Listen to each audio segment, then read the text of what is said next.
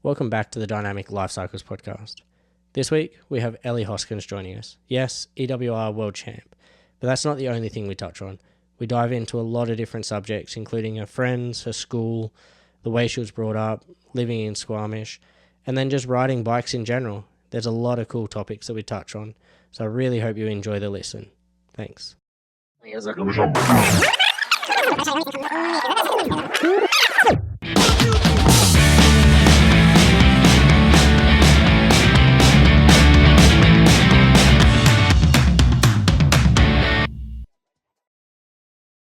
All right, how are you? I'm good. How are you doing? I'm good. Did you get a chance to ride the bike today?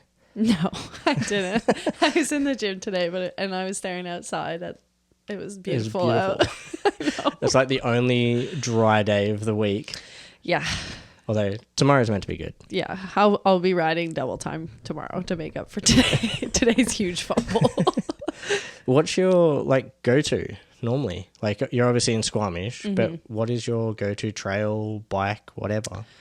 I am known to die on the hill that hybrid in Squamish is the best trail, and I haven't found anyone else who agrees with that statement, but that is my favorite trail to lap, hybrid lowdown. Yeah. In Diamond Head. To be honest, that is my go-to exit trail. Yeah. That into Sudu type area. Yeah. I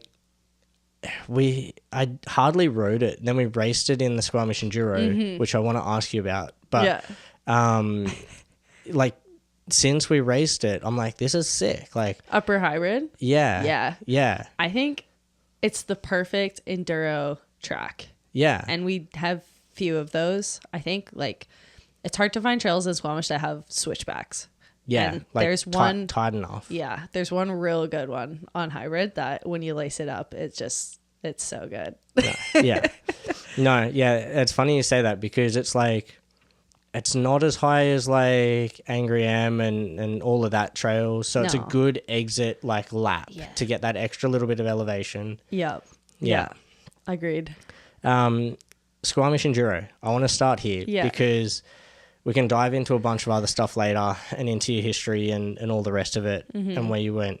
But I knew you crashed at the Enduro. I didn't realize you crashed on that final stage. Yeah. That's gnarly. Did that video come up? Yeah. And Great.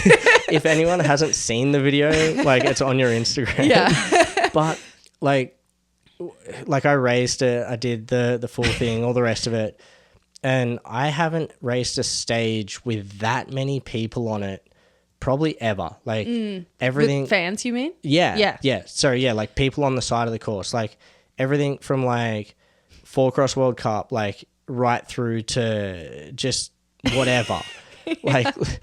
Even racing motorcycles, I've never had that many people leaning in. And the way I described it to people was it's kind of when you watch the video of the Tour de France rider. Yeah, that's exactly what I was going to say. Yeah, and they're parting for you. Yeah. That's what it felt like. Yeah. I don't think you could have gone on the beeline if you tried. No. I think there was people there. So how was that for you? Because obviously... I mean, that was pretty worst case scenario. Yeah. When you're dropping in and you're like, wow, what's the worst thing that could happen? And you're like, no, don't go there. Yeah. That was to me the worst thing that could happen. And in practice so if you don't know, there was this big rock slab, 3 in a row. And the first one had quite the compression. And in practice, there had been this tiny little rock that someone had leaned up to give it a bit of a transition. Yeah. And it's super blind. So I came over the top faster than I had in practice. And I just look and my rock isn't there anymore. And so I was like, wow, you're going way too fast no amount of push-ups would have saved me there. No. And it was kind of for worst case scenario, I was relatively okay. I kind of bounced down the next slab. So I didn't actually take that harsh of an impact. Yeah. But yeah, so there's some great photos from below, but the video that my friend got, because my bike hits him and he was cut. Oh. And And so he was like hurt and sent me the video and was like, dude, what the heck? Like, I was like, I'm so sorry. Yeah. But yeah, there was like, because everyone was there and I'm like, I stand up, I'm like, you know, head to toe scan. I'm okay. I'm looking around. It's all my friends, everyone I know. I'm like, okay, where's my bike? And it's like on top of my head somehow. And I'm like, so I grab it and I jump on and I just like, but I'm halfway down these 3 slabs. So I have to hit the next one and my brakes are so I just like gave it a whack and it didn't move. And I was like, well, I guess we're riding, you know, 1 up, 1 down. And then that was the last stage. So it was pretty short. So it was definitely a shorter stage, but I'm just like picturing it because like even for myself, like I was only racing masters, but it was like come through that first little section, it's like 30 seconds of silence. So intense. And you can hear the person ahead of you go through the crowd. Yeah. And it was like, but the trail above was silent. It was like weird silence. Yeah. And then you come over that crest and it was just like a wall of noise. And like a couple of people in front of me exploded a wheel. Yeah. And I could hear it from the start line. Yeah. So the person who dropped behind me was like, I heard the crowd go, ooh, and get really quiet and then like erupt when you got up. So they knew what happened. And that's not what you want to be hearing in the gate. No. No, that's insane. And then you got to do your first shoey. Yeah. Yeah, I did. That was exciting because that was my first elite race. Okay. And I know like Squamish Enduro, everyone shoeys. Yeah. And so I just told my friend, I was like, if no one starts chanting, you start chanting. Yeah. And like, Well, let's make this happen. Yeah. That's so funny being an Australian. And I'm just like, I was reading that and it was like, I can't even remember. It was on one of your posts. It was like key highlights of like. Yeah, for sure. And I use like, speaking of like Australian, do you know like the comedian Frenchie? And so I used his song, like Shoey, which is amazing. It's perfect. Yeah. Perfect timing for it. Yeah. Yeah.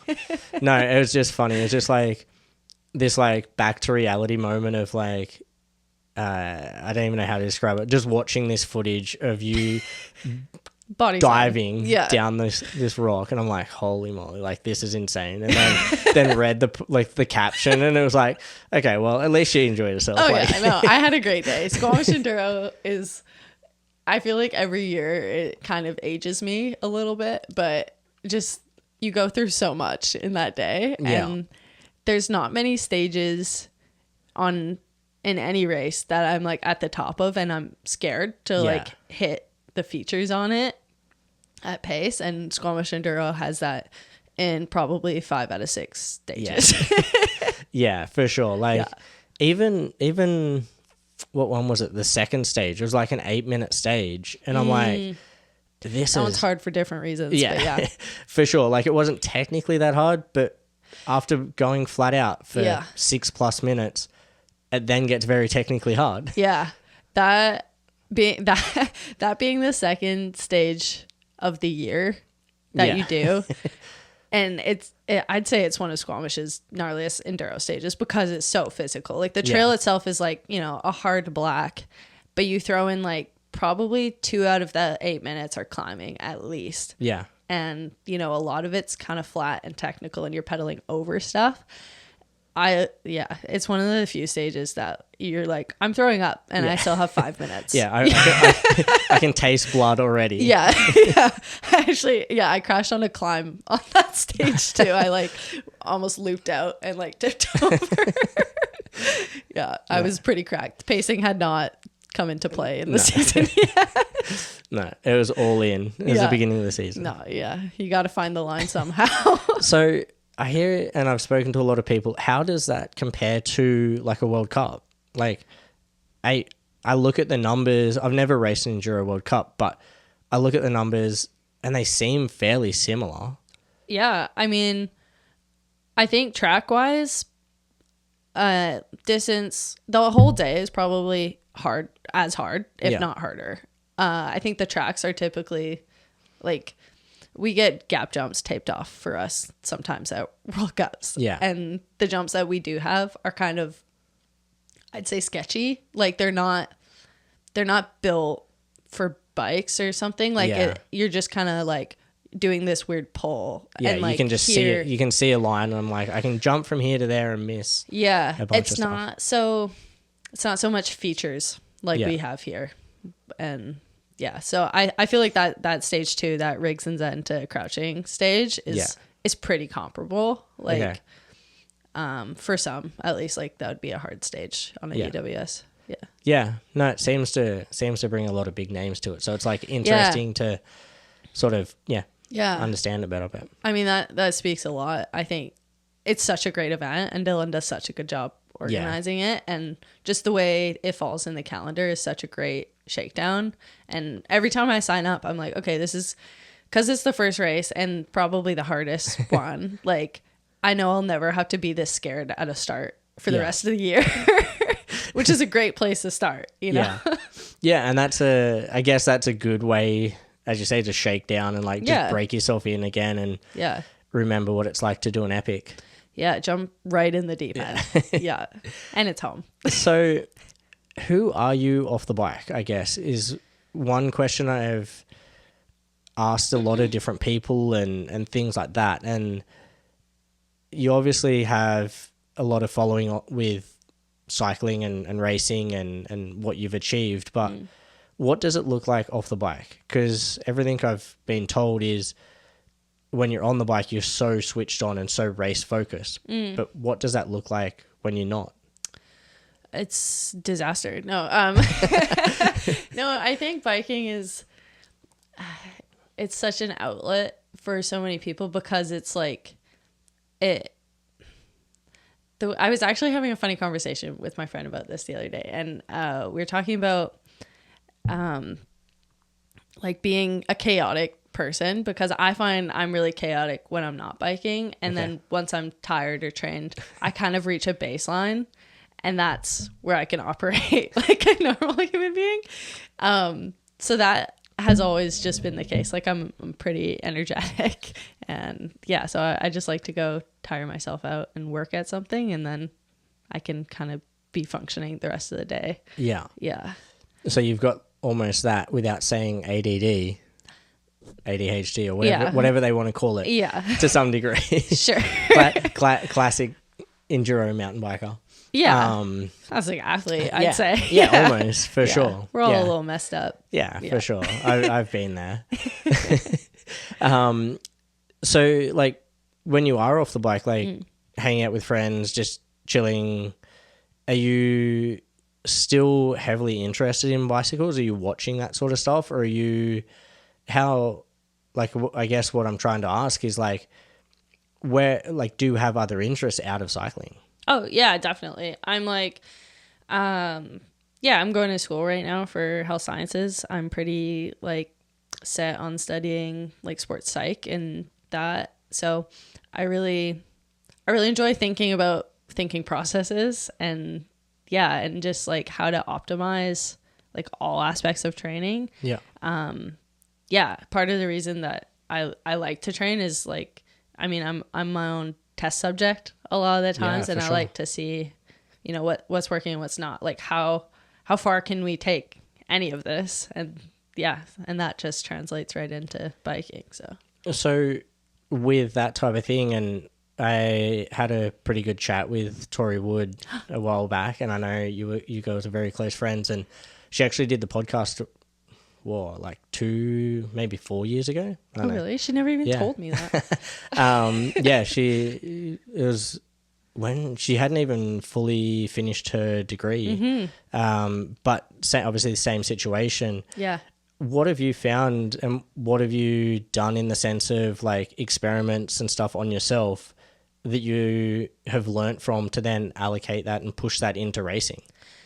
I mean, I'll take any chance I can to talk about Tori. She's my best friend. But so when she's been like a huge inspiration in a lot of mountain biking. Like I met her at my first Canadian Enduro, and like we've been friends ever since. And so she's a counselor, obviously, and so our conversations are really great because we're kind of that mentor-mentee role, best friends, and like I kind of steal therapy from her a little bit too.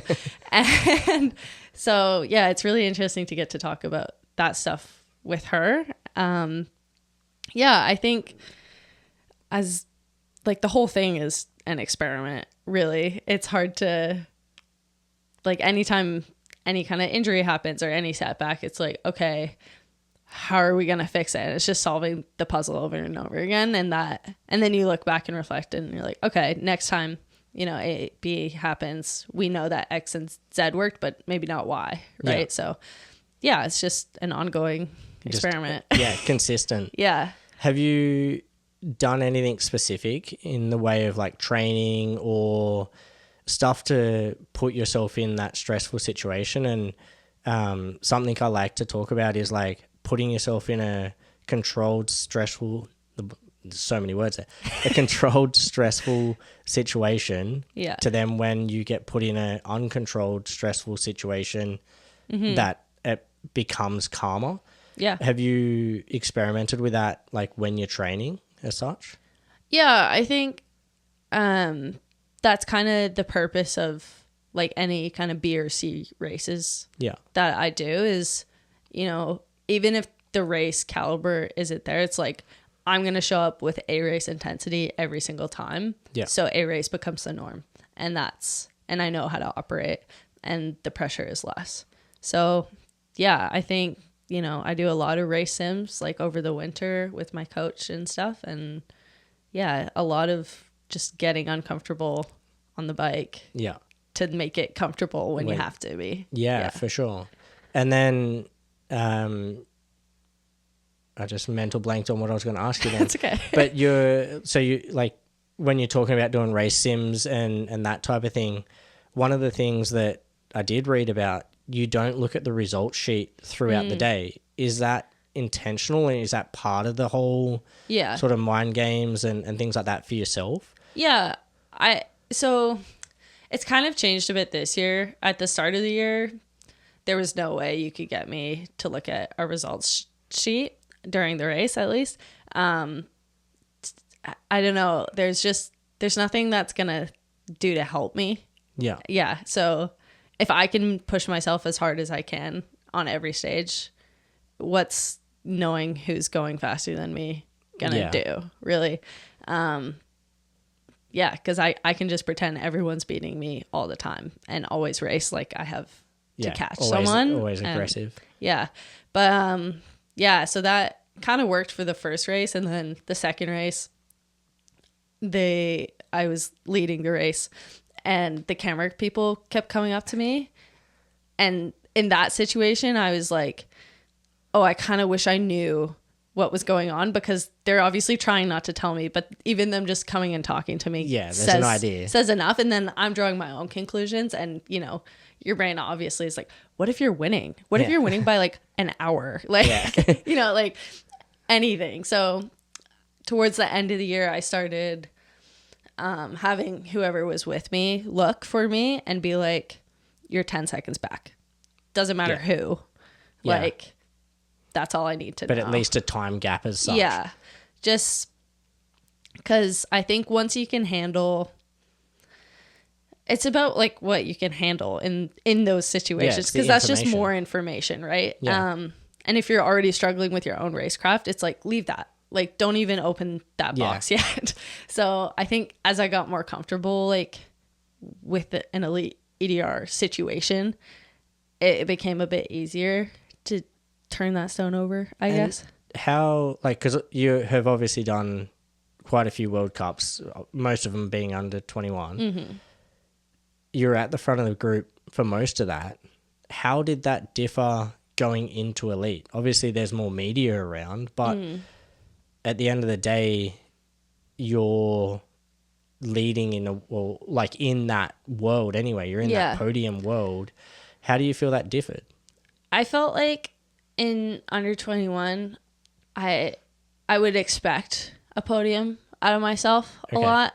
So yeah, if I didn't really want to look, because it was either like I was close or I wasn't, and I didn't really need to know at that point. Like it felt too soon. Mm-hmm. And it just didn't really matter to me. Like, I just needed to focus on each stage and not the overall. And then coming into elite, I purposely started trying not to look because that's what I knew how to do. And then when things started going well, I was like, okay, maybe it means more to, like, obviously it means more to get an elite podium than it does a U21. Yeah. So if there's gains to be made by me looking now, maybe let's try it. Or let's try to pull a little bit more information and see what we can handle. Yeah. And I think that's a good way to do it, is like slowly build that information up to allow yourself to sort of understand what the right level of information is. And there's so much to think about, and you're already like so mentally drained by the time it gets to race day. Yeah. To add that extra stress in, I can fully understand that. But yeah, I think like some people operate differently, and I'm definitely not, you know, having someone text me after every stage. Like I'll probably wait until halfway through the day. So it's like we've had a couple different stages, you know, maybe I've had a good one and I'm like, you also just kind of know. Yeah. Like I know when I've had a bad stage. It's rare that I'm like, that stage sucked and then I won. Like that has never happened. So yeah, you guys just gotta, you can trust your gut quite a bit. Yeah, for sure. At that level, like if you're not having a 95% perfect day as such, you're probably not winning. Yeah, give or exactly. take. Yeah. Do you find some of the other girls, and even just showing up next to some of the other girls, how does that feel? Like, do they talk about that sort of stuff, or like, how does that feel when you're actually on the start line next to them? Are they talking results and things like that, or is it different? Not really. Everyone, I think they've been really respectful of me not wanting to know. And there's a few times like, you know, we'll reseed for the last stage and, you know, someone's going to tell you that, you have to be. Yeah, right? Like where you have to start in the order. So you just kind of have to be adaptable. Yeah. But, and you can't like be upset if anyone gives it away either, because like, it's a waste of energy. Yeah. Right. Yeah. I wouldn't say a lot of people are talking results. It's all very subjective to their own, like how they felt their stage went. And then it's usually like, that was super hard when we came down. It's like, yeah, like I fucked up that corner too. And they're like, oh yeah, okay. Like everyone struggled. Cool. Let's keep going. Yeah. Like that's more what the vibe is like. Yeah. Yeah. It seems more, I don't even know, like social, I guess, than anything. It's super supportive. Like, yeah, it's super fun. Yeah. Even in like the A group, I find like, tensions are high, but like as soon as, you know, everyone kind of goes their own ways at the top of the stage, and then once everyone's at the bottom, it's like, we'll talk about our stage. We'll talk about how many Cokes we're gonna have after, and by Coke I mean beer, but stuff like that. Yeah, definitely. And I think that's like part of the best thing about enduro itself, and like comparing that to downhill and all the other stages and things like that. Talking about different disciplines, you started cross country way back in the day. Yeah. How is that as a transition and as a base building into what you're doing now? I actually started in triathlon. Oh, interesting. and then went to road and then cross country. So we've kind of done every discipline. Yeah. Except for cyclocross. I haven't turned that leaf over, but you know, retirement. There's still time. You're only young. I found having an XC base, even though, you know, I stopped racing XC in maybe when I was 16, 17, no, 15. Like it feels like so young, but you know, that's junior, right? So I mean, I felt like I had already tackled the hardest part, which is like that fitness and that base. And if you can like to suffer, that's the hardest part of enduro for sure. And then you just work on skills. And that to me, I was like, oh, I've never done this for like training before. So this is super fun. So I kind of felt like all the fun pieces were what was lacking in XC that I get in enduro, like the social bits, the skills, the sessioning, the like riding blind. So it was super helpful. And I still feel like that XC, I mean, it's been 6 years since I've raced an XC, but yeah, I still feel like that's still my strength. And yeah. Yeah. And it's still, I feel like when you're at that age, you're still developing and you're still understanding and your mind is growing. Totally. And being able to push yourself for 20, 30 minutes flat out at that age is huge. Yeah. To then now, as you say, like you're halfway up a climb that's 2 hours long. Yeah. Like you can kind of just dig deep and understand it and know how to balance it a little bit. Yeah. I think, I would way rather have gone XC to enduro than like, I don't know, downhill to enduro. Like I'm glad that my strength is the fitness because I mean, that's my least favorite part to train. Like it sucks. It's not fun. It's type 2 fun for a reason, right? Yeah, for sure. It's so you can enjoy the other stuff and do more laps of the other stuff, right? Yeah, exactly. Like being able to get yourself to the top of the hill, let's call it efficiently, is like way harder than being able to get to the bottom of the hill fast. In the sense of like effort put in. Like obviously the harder you train on cross country, the better you get. I feel like there's a limitation with skills in the sense of like you can only practice skills so much and you'll get X amount better. It doesn't matter how many times you repeat them. You're only going to, the percentage of getting better gets shorter and shorter. Yeah. If that makes sense. Yeah. The gains get smaller over time for sure. I think like the other key piece of that fitness and enduro is like, getting to the top of the first climb, but it's like, can you do that all day and not lose power on any of the descents, right? Like how efficient are you over 8 hours, right? So how often are you now doing like longer rides, and do you still use a cross country bike, or are you doing mainly everything on a bigger travel? This year's the first year I've had the luxury of a smaller bike again. So that has been really fun, and not even more for training, but just for like my mind not to think I'm racing all the time if I'm riding my race bike. Yeah. I think that distinction is really key because, it's fun to just go for slow pedals and just be out there and like dicking around on a small bike. And I find this, if I'm riding my race bike, I'm like, okay, the speed has to be high. Otherwise, my suspension doesn't feel good. And, but this time of year is kind of, like base block season. November, December is when I do a lot of road riding and gym stuff. Is there much road riding in Squamish? No, there's one road, goes out Squamish Valley. It's about an hour out, hour back. And it's just flat. do that. Yeah, it's flat. Do that a few times. Kill an afternoon. Go get 3 different coffees. Yeah. I suck at zone 2. I hate it. I don't know anybody that can actually do zone 2 well, if that makes sense. I mean, honestly, Tori's a god at it, to be completely honest. She just like, her mind must be really busy because she just like powers down and like. She's insanely disciplined. Like, she's next level disciplined. Yeah, absolutely. Again, my mentor. I wish I had it, but I don't know. There's different strategies I use. Like, just I'll listen to podcasts or music or just anything to.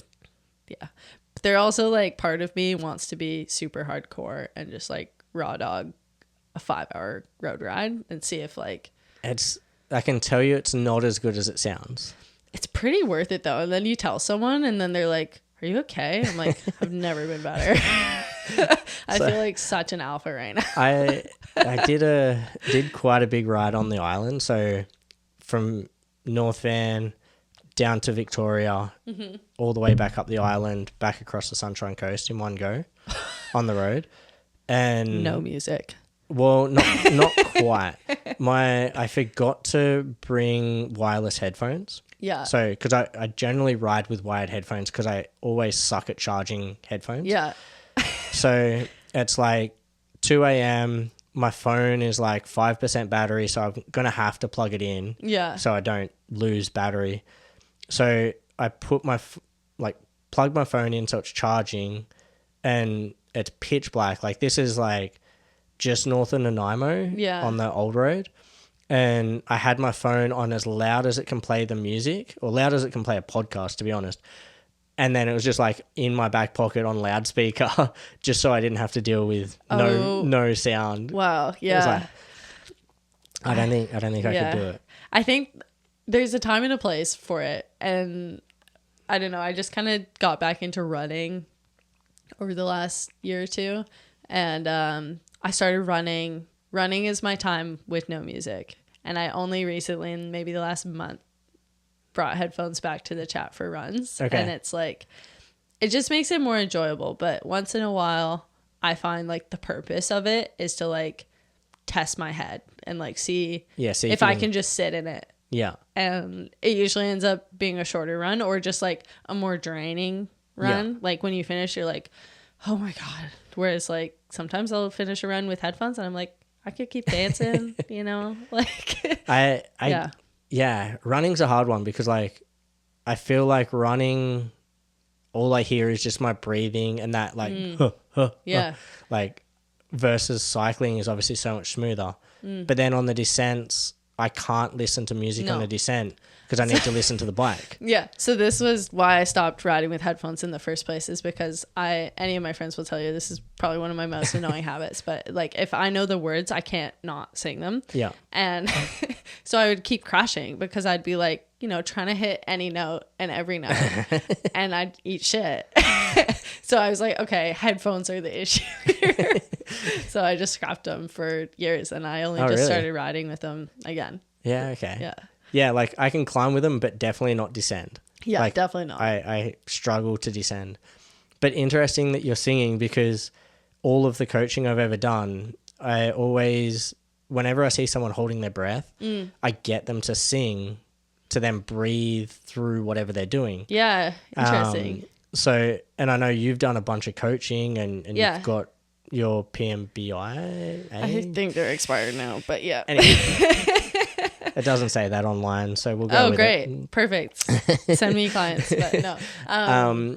Yeah, that's a funny technique though, because I will do that on climbs with like, if I'll play music on transfers usually just to like take my mind off the race. For sure. And if I can sing along, I know I'm like in a good zone too. Yeah. Like I'm pacing myself well. So yeah, that's another good point. I've never thought of it in using it to like pace yourself as such. Yeah, because I mean you kind of have to be nasal breathing. Yeah, for sure.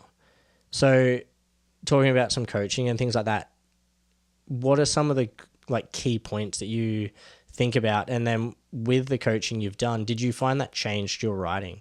Because I know when I did a lot of downhill racing, things like that, and then moving into coaching and things like that, my riding technique changed so much because I had to think about how to explain it. Oh, yeah. Did you notice that much when you've done coaching and think sort of, you see where I'm going with that? Yeah, I think it helped me become a better athlete to my coach. It was the biggest change. But, and also just, helped me understand what I was doing, right? It just kind of gives you the language to name what you're feeling, what you're seeing, right? Those courses. But I found like when I was coaching, I found it quite hard to also be training because now work is biking times 2, right? Like, so yeah, that's kind of why I don't do a lot of coaching anymore, but I find it like the skills that I got from just doing those coaching courses are super useful. And I recommend like any athlete who like, I think there's value in learning how to coach too, because you'll just be, you know, a better friend to your friend who's learning to bike as well, right? Yeah, and I think it like also helps make you a little bit more approachable as well, because you can understand and talk to different people, and it's less about like, I guess you understand how they're riding more or less. Yeah, and you can understand how people's skills develop too, and I find like, I don't know, I find it very frustrating when sometimes I have a lot of friends who are like just getting into biking. They're like, oh no, like I don't want to ride with you. I'm like, no, like let me help. Like, I'm not worried about you holding me up at all. Like, this is about getting more people on bikes. That this is not like, I'm not trying to train on this ride. Like, that's not the intention. And so I find like it's a nice way to be like, okay, like, don't think of me as, you know, your pro mountain biker friend. Like, let me be your coach, or let me just be your friend. Like, so like I always say that to a lot of people is like, I didn't invite you on this ride to ride away from you. And it's like, it's crazy how many people, like, you get to the top of the trail or whatever, and like you've cruised up and like you're chatting and everything's good. And then they're like, all right, you go and I'll see you at the bottom. It's like, no, I want to ride with you. I want to follow you. Like, let me like hype you up. And it's no fun if I'm just screaming by myself. Like, let me scream with you. Like, let's be scared together. Do you get that a lot with, obviously, with you being a world champ and the race wins and things like that? Do you have that conversation a lot, or how do you? No. Yeah, I don't know. I don't know. I don't know. I'm stumbling over my words right now. I can't place a thought, but it definitely like feels, I mean, I can't go for a ride now. Like, it says it on my bike. Yeah. There's no more like incognito for me. And I feel like sometimes that gets to me a little bit. And I love that it says it on my bike. Like, but yeah, sometimes I want to feel bad at biking and like safe to be bad at biking. Yeah. And even though, you know, I can be in the forest completely alone, it's like, you know, it feels like something I have to like live up to all the time, and that's just not the case. Like, I don't have to ride that fast all the time. And I don't know, this year it kind of started to like get to me a little bit on group rides. A couple people were like just like friendly heckles, but I kind of took them to heart after a while. Yeah, I could see that. And it's like, oh, like, I'd do it if I got my bikes for free, like stuff like that, which is not that nice. And so I just started walking stuff. Like, okay. So I just took it the other direction. I was like, I don't have to. I don't have to do this. Yeah. Yeah. I actually have to train tomorrow. So yeah, I kind of got pleasure out of riding really slow and poorly sometimes on group rides.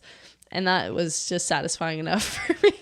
Which I think is good. Yeah. For like a mental break as well. Yeah. Like, even when we bumped into you the other day, like, and you're riding flats. I'm flats. That was so funny because I was like, I don't think anybody knows. Like, I'm like, well, I feel so stealthy right now. It's quite funny because like you're on like your non-worlds bike, you're in just like regular kit, and you're just like cruising at the back, like, and that's all good.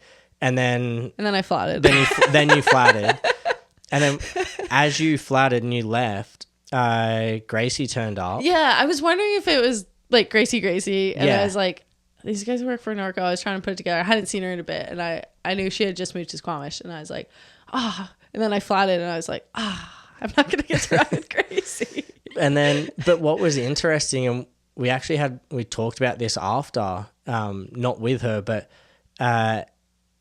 how different the Red Bull helmet makes everybody. Like, the living up to a Red Bull helmet. So it's interesting that it's like you can't hide. Yeah. And like, she can't ride without it. Like, it's against a contract. But like, I was sort of trying to understand that a little bit. It was like, when you turn up with like that, and whether it be like a world champs bike or a Red Bull helmet or a Monster helmet, or you like stick out like a sore thumb, right? Like, like for all the right reasons, right? Like, it's something you're so proud of, but it sometimes doesn't leave you room to like go back and relearn things and feel like it's okay to be bad at biking again. So that was the whole point of me putting flats on my bike and that's my trail bike. Like, I'm not used to it really. And I was like, I just want to feel like I want to be learning something right now. And that lasted about, I just took them off the other day.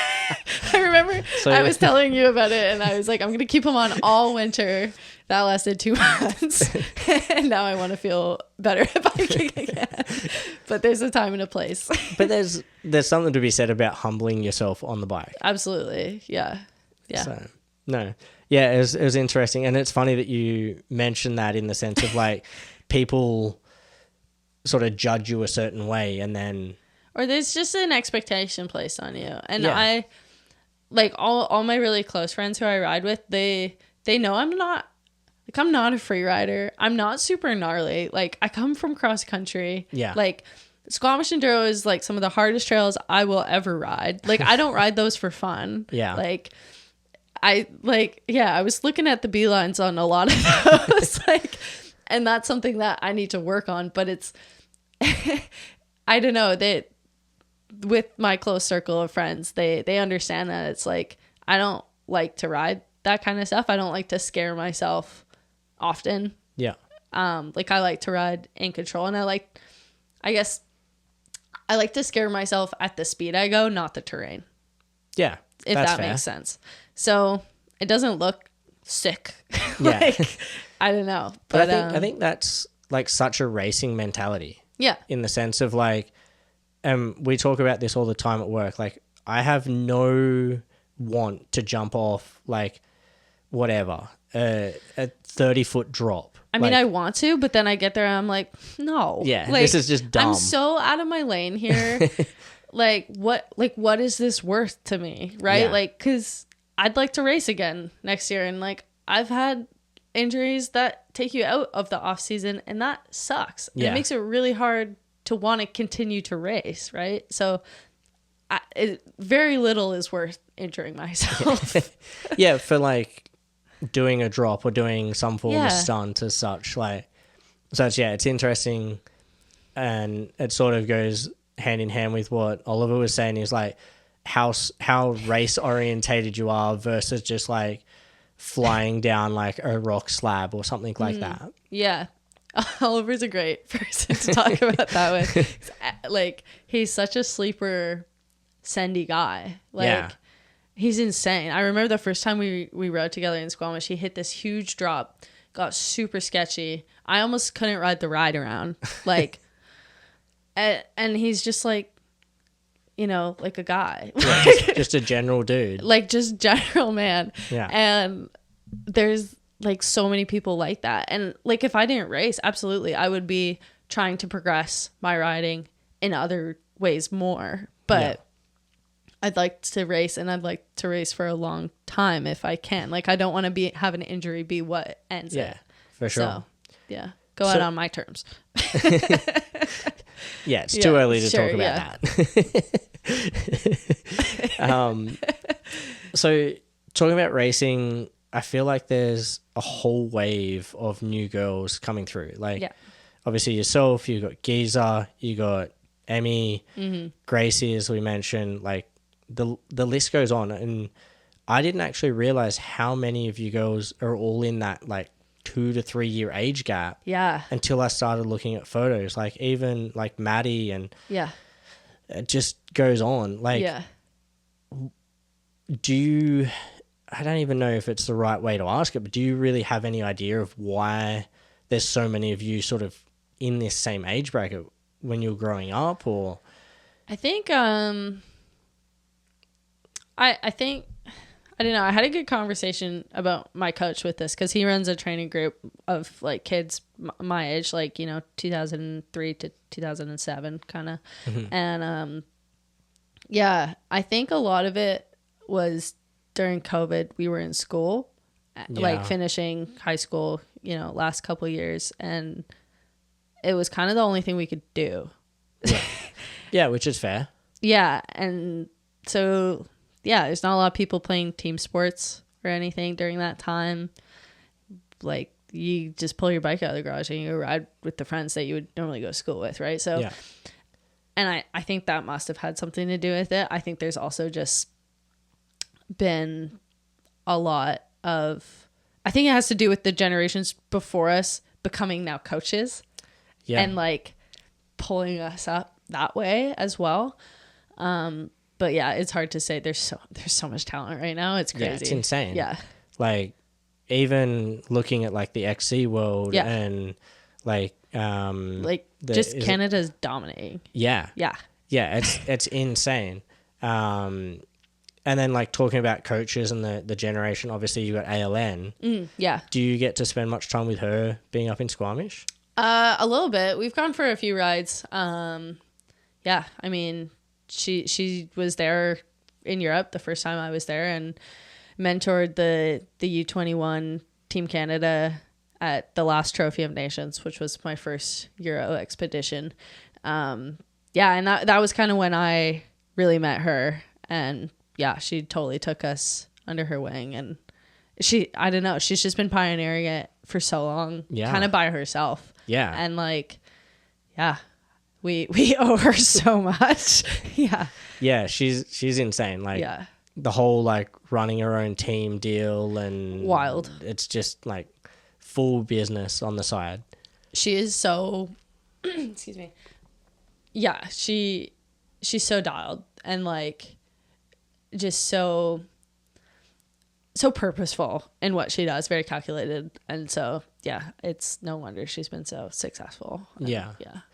How you mentioned the Trophy of Nations. There's a lot of syllables there. How is that? Like is that the first international race you did? So first race out of Canada. Yeah. Completely. How was that turning up and doing my God, it was all a shit of show. the... Oh my God.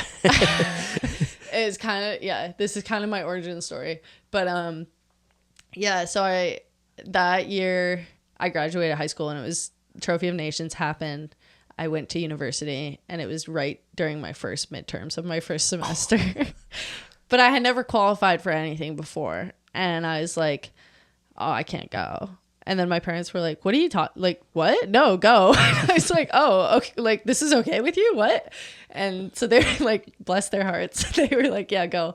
So I went and I met, it was me, Emmy, and Lily. Yeah. And ALN didn't have a team because we didn't have any other elite women, right? So she supported us. But yeah, I showed up I've never packed a bike bag before. Like, it's a mess. I forgot a half shell. Like, I thought I was homeless for the first night. My phone died and I didn't have our Airbnb address. So I like parked up at the train station. Emmy just came and found me, luckily. But yeah, it was like, it was truly in the deep end. And but yeah, like I'd raced with Lily and Emmy before and we were all super competitive with each other. So I at least knew like, you know, like I think it would be a lot more if I was coming on being like, oh man, I really don't want to be like holding them up or something. Like I felt like we were the favorites to win. Yeah. And then, yeah, we were leading by like a landslide and unfortunately Lily crashed and concussed herself. So we had to pull out. Yeah. I think actually like, we'll have to check this fact, but all 3 Canadian teams were the favorites and all of them DNF'd. Yeah. I think, yeah, all the boys teams had a mechanical or I think the elite men crashed out pretty hard. But yeah, so it was pretty heartbreaking to come over for the first time and like feel like this is my shot. Like then, I better make it happen. Yeah. And then just like not get to finish. And like having it not be me to crash out, I was like, oh, like it sucks. Like I'm obviously like not mad at Lily at all. I'm just mad at the situation, right? Sure, like it just is heartbreaking as like a 16-year-old to be like, or 17 to just be like, wow, there goes my shot, which is also crazy to think at 17 that your shot is over, but you know, you're young. Of course. Yeah. Very impressionable. Yeah. Anyways, but I mean, there were a lot of positives. Like I was like second on a bunch of the stages that we did do. Yeah. And I was like, oh, and like Emmy had just won the series. And so she was the only person who was beating me. And I was like, oh, okay. Like if we did this, we'd be in the mix. And that was very motivating. So then did that open the door for those under 21, the 2 years with that? Is that stuff sort of where the door opened for that, or how did that work? I'd say, I mean, so the following year, 2023, was the first like full season I did. I mean, I just fully privateered by myself, and that was the last year of Da Vinci Global Racing, and I had just come on as an ambassador for them, just like through my shop. Okay. Like, and I like full Hail Mary, like went to Australia by myself and just like was like, hey, like to the team manager, I was like, can I like stay with you guys? And he was like, oh yeah, I think someone mentioned you would be here. And I was like, yeah, like, so can I like sleep on your couch? And they were like, yeah, at the next round. I was like, okay, cool. Like, and they just took me under their wing like the whole year. Like nice. So, and then, yeah, that was kind of my first season. Your intro into traveling the world. Yeah. It's when I became a world traveler. Yeah. No, that's insane. Let's just like how quickly it changes and how quickly you get into it. Yeah, totally. It feels so slow at the time. Yeah. Because you're like, you know, a contract only gets written every year, right? For so sure. You're like, okay, I have to do everything I can with what I'm given to prove myself, right? Yeah. And I was super motivated. And yeah, I think coming off of like my first European experience being a DNF, but like having the pace and then it being, just feeling kind of robbed. I like just had a chip on my shoulder and I was like, I'm going to show people what's up. And then I just like shattered my foot. And then I was like, okay, so we finished another season with the DNF. Yeah. Like, okay, so the chip grew. But you still 23. You were what, second overall, and then So I got second overall. I got like my best result was a second, but a bunch of thirds, and then at the last round in France, I forget where, Châtel, I just like clipped a rock. Like didn't even crash, just stubbed my toe really hard and broke like my whole foot, like 11 breaks in my foot. And the mechanic drove me to Geneva to like get an x-ray. It was a whole thing. And so I didn't race that round. No, fair. We're coming up to almost an hour. Oh yeah, so it's been crazy. Holy. I can yap. That's a good thing for a podcast. Is there anything that you wanted to touch on? I feel like we've touched on a lot. Yeah, pretty much a lot. A lot. The only thing we haven't dived into, and I was not avoiding it, but is your world champs. And I feel like you've spoken about that so often. Yeah. Tell me a little bit about that, I guess. The race? Like obviously the lead up, the build up. It seemed like everything that I read online, there was so much focus on all the other girls and very little on yourself. Yeah, how did that feel? Good. I mean, I kind of thrive like as an underdog. Like, I just want to. I like that. But that second half of the season was, we had a weird block in the middle of the summer with no racing, which was awesome because I feel like the last couple of years I've been super burnt out when Crankworks was around. And, so I just like came into Crankworks fresh and like off this great training block. And it just kind of like tumbled from there. I won that. And then we won, it was the last World Cup in France again. And so I was like, oh, sick. And my coach actually came to Europe with me for the first time, which was really exciting. So like to do that with him there, I was like, my cup's full. Like, Worlds was not my goal this year. Like I really wanted to win nationals because that seemed like a good next step. That's the next big one. Yeah. Right. And he kept like telling me, he's like, after that race in France, he's like, you like could do really well this week. I was like, whatever, man.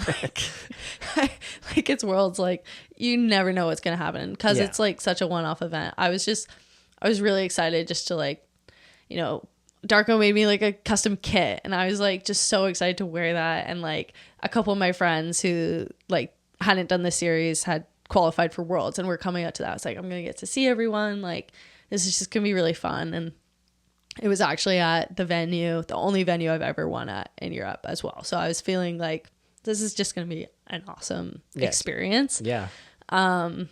Yeah, like the weekend itself was a shit show. It's always a shit show. Yeah. Welcome to racing. Welcome to racing. Yeah, we had like a bunch of schedule changes because of the weather. That venue is super high up in the Alpine. And so to make sure we had world champions crowned, they have to have at least 2 stages raced. Okay. So they actually moved one of our stages to our rest day. So we did practice, and on the last stage of practice at like 4 p.m., the marshal at the top is like, you guys better hurry down, like you're going to be racing tomorrow. And we're like, sorry sir, what? Like, what? So that was really stressful. And like, yeah, so we all just kind of blasted through that last stage. But yeah, and then we raced it was kind of like an old pro stage, which I never got. Yeah. Like I came in to Enduro after that pass, so that was fun. I think I got like 5th or 6th. I was like, okay, cool, like that's where I should be. Like, I want to be in the mix. And but then the next day had some really, really physical flat stages, and I think I won the first 2, so that was great. And then but I didn't know, obviously. And I think I was leading after the first, 2 on the second day, so 3 stages in. And then the stage 4 was my kryptonite. It was everything I hate in a stage, and it was super long and steep in tech, and it was like kind of damage control. I felt like it was worse than I thought it was going to be, because I actually got down and I was like, oh, I think that was kind of good, and it wasn't. And so I like was leading, and then I was in 4th with 2 stages to go.